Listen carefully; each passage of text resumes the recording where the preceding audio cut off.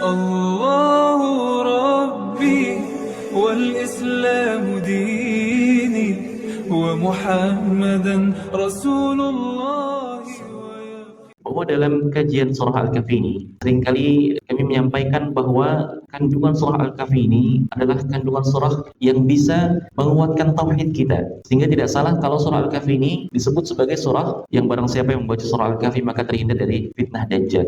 Karena betul-betul isinya mengenai penguatan tauhid untuk meluruskan tauhid kita, ibadah kita hanya kepada Allah Subhanahu wa taala. Bahwa surah Al-Kahfi ini juga diturunkan untuk menceritakan tentang kisah-kisah yang pernah terjadi di masa lalu untuk kita ambil ibrahnya. Bahkan di akhir ayat surah Al-Kahfi ini disebutkan mengenai Rasulullah SAW diperintahkan Allah Subhanahu wa taala untuk mengatakan kepada umatnya, "Qul innama ana basyarum mithlukum yuha ilai annama wa ilahu wahid." Bahwa Rasulullah diperintahkan untuk mengatakan, "Ana basyarum mithlukum." Saya juga manusia seperti kalian. Karena Rasulullah seringkali ditanyakan perkara hal gaib. Ya, banyak sahabat mempertanyakan perkara hal gaib yang Rasulullah juga belum tahu jawabannya sampai ada wahyu dari Allah Subhanahu wa taala. Bahwa Rasulullah juga manusia seperti kita, yang bisa kita tiru, bisa kita contoh. Rasulullah SAW sebagai manusia yang paling mulia tentunya, Rasulullah juga seperti manusia seperti kita. Dia menikah, dia berdagang, bersosialisasi. Bahkan ketika perang Uhud, Rasulullah SAW juga berdarah, juga merasakan sakit seperti kita.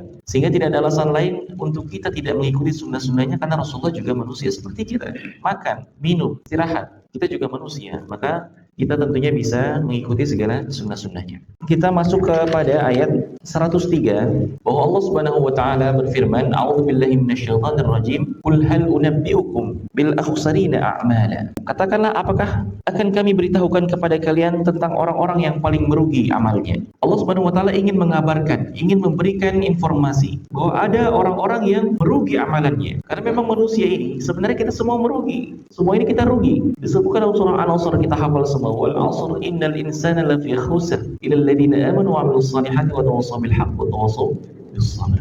Demi masa sesungguhnya manusia semuanya dalam keadaan rugi. Kita semua rugi. Kalau tidak apa? Kalau tidak beriman bahwa hidup ini semuanya ada hitung-hitungannya. Hidup ini ada hitung-hitungannya. Kita amalan sedikit tapi ikhlas karena Allah Subhanahu wa taala akan dicatat sebagai pahala yang baik. Sebaliknya, amalan buruk sekecil apapun juga dicatat akan ada ganjarannya. Bahwa amalan saleh kita, maka yang pertama itu yang dinilai adalah kualitasnya, baru kemudian kuantitasnya.